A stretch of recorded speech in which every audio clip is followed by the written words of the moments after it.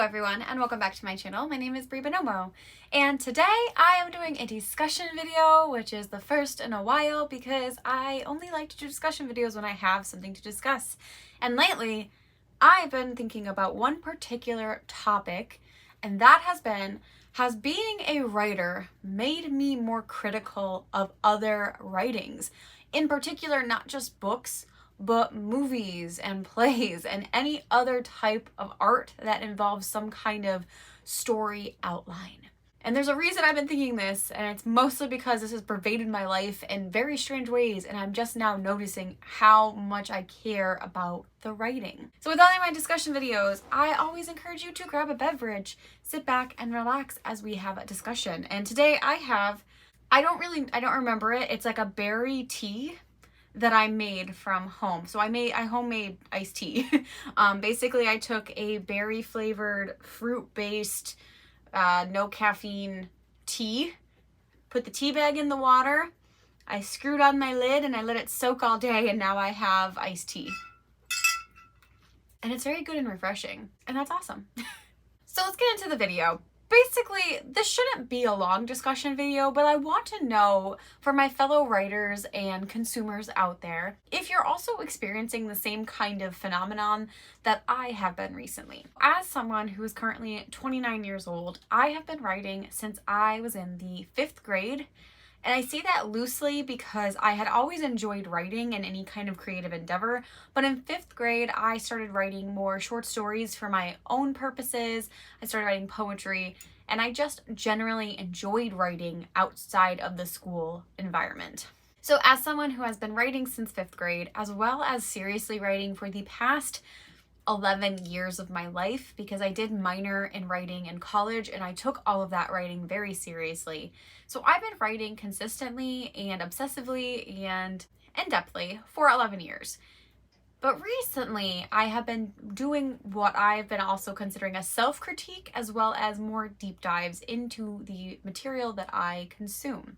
With my own writing, I'm definitely very critical, and I understand that even though I can write something and I can think it's like great at first, when I actually start to critique my own work, I can realize that like some sentences are too long, some sentences are too wordy, some sentences don't make any sense, and then those are just sentence based, and then you look at the big picture and go, this made no sense. For instance, with my prophecy project, in the beginning, I was toying with the idea of whether or not my story was young adult or adult, and I decided to make it firmly in the adult category.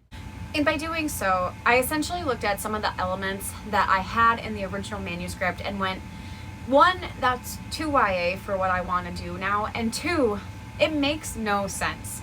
I've really become critical of my own work because I understand that some things just don't make sense no matter how cool they are, and sometimes they just don't fit in the story. And that's okay.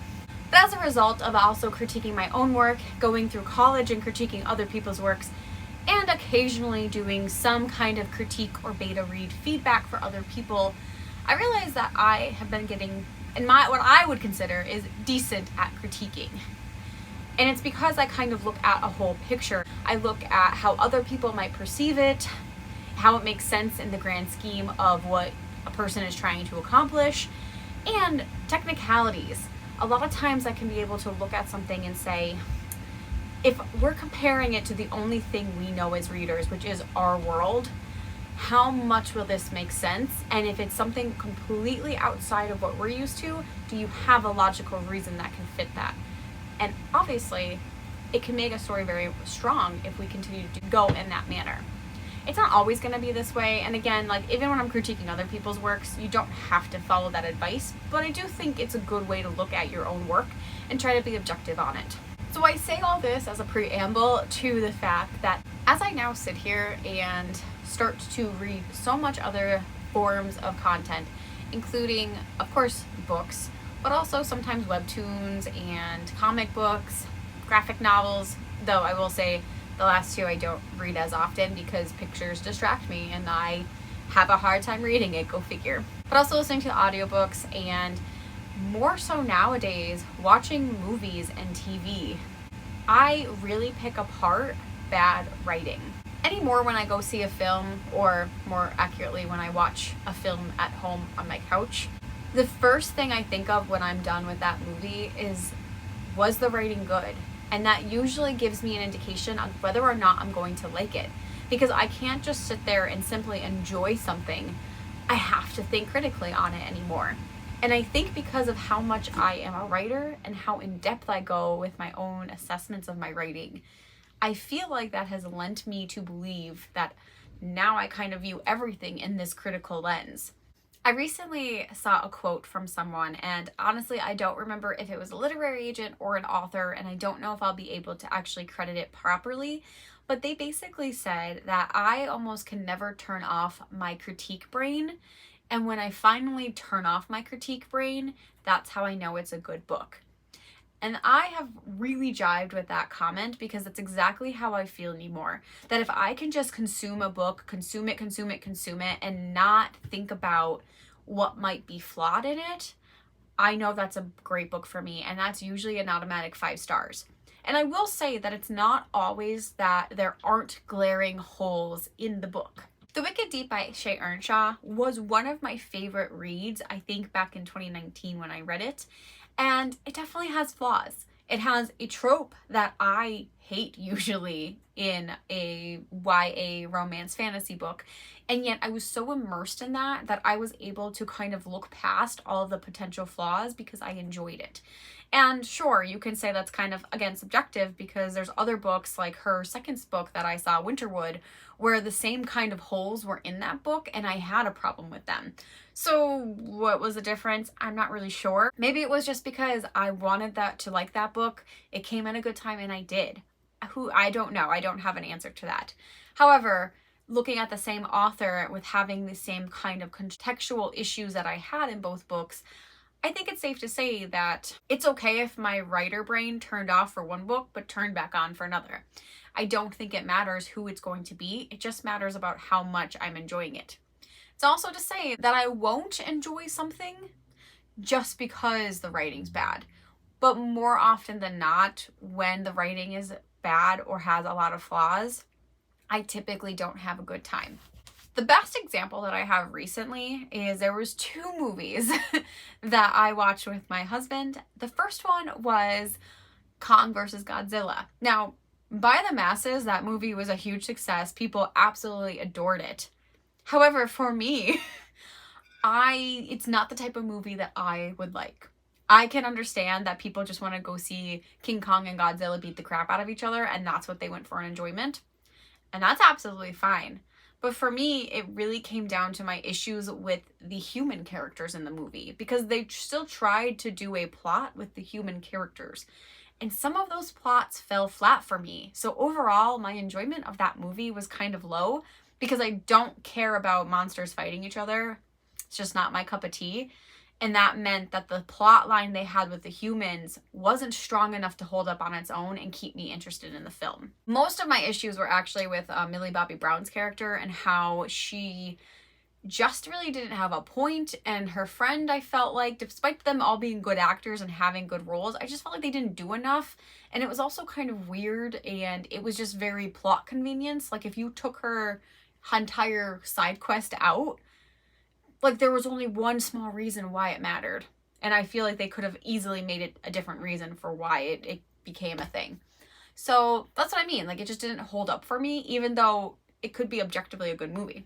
On the other hand, we also recently watched Love and Monsters with Dylan O'Brien, and despite it being a goofy, fun, like, not serious movie, I really enjoyed it. It was just a fun time. It was really good, and overall, the plot made sense, and I really liked it. I really liked how it was. I liked watching the characters' arcs, and also kind of coming to realizations about what everything that was happening meant to them. And I really loved it. Like, I loved the story. So, good writing. Made sense for the characters we had. Things were connecting along the way. It was well written. Kong vs. Godzilla, in my opinion, had some flaws in the writing. And as a result, didn't enjoy it as much. So, all of this is to say that coming back to being a writer is that because I spend so much of my own time trying to make something the best I possibly can, while also helping other writers be better at what they do, because my love is writing. And also my therapy part of my brain is I love helping people. And that just doesn't mean with mental health issues. I also love seeing people succeed in their writing, do better, have those aha moments, and celebrate them. And I think because of that, because I get so immersed in all of this writing, I am now just a critical viewer of anything I watch and read. And I don't think that's a bad thing. But the reason this is a discussion is because I want to know what you guys think. Do you feel like writing more and more, especially if you are a very avid writer or a published writer or about to be published writer? Do you guys also feel that when you start to watch movies and read other materials, that you have a tendency to pick out things that didn't make sense or didn't work for you? And how has that impacted your viewing experiences? Has it been for the positive? Has it been negative? Has it been neutral? I think for me, the thing that gets me in trouble is that I now want to have really critical, in-depth discussions with my friends who just wanted to go see the movie. That is my biggest issue I think I've run into, because I'm like, well, and I'll go on and on and on, and they're just like, Bree, we just wanted to watch the movie. We liked it. That's it. That's over. So that's been like the only pitfall of me being the critical brain that I have now when I'm reviewing this stuff. Otherwise, I've enjoyed what I've been able to kind of take from movies, and I also think it's making me a better writer because I'm able to pick apart what works well. And hopefully, one day when I hopefully get an agent and I get published, that will also translate into my work. So what do you guys think? Is this something that you've ever considered? Is it something you currently do and you weren't aware of it till now? Or has it been something that this video just went, yes, someone else gets me? I'd love to know your opinions down below, and wherever you are in this kind of critical stage, how it has impacted you, if at all.